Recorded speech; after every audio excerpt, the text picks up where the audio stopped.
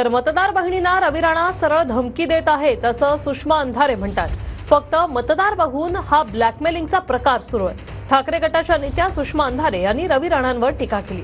तर जेवू दिलं नाही तर ताटातली ओवाळणी परत घेणाऱ्यांसाठी बहिणीनं पायतण काढावं की नाही असा सवाल रवी राणांवरून अमोल कोल्हेंनी विचारलाय।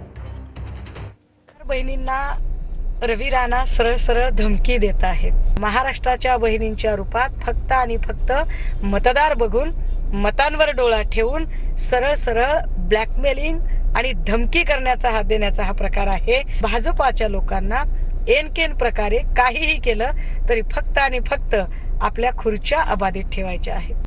बंडराचे आमदार रवी राणा म्हणाले की मत दिलं नाही तर पैसे परत घेऊ।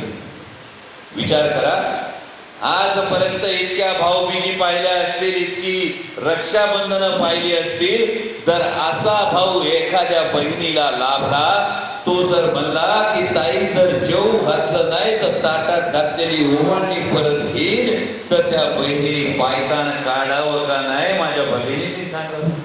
मत दिलं नाही तर पैसे परत घेऊ। सत्तेतला एक आमदार म्हणतो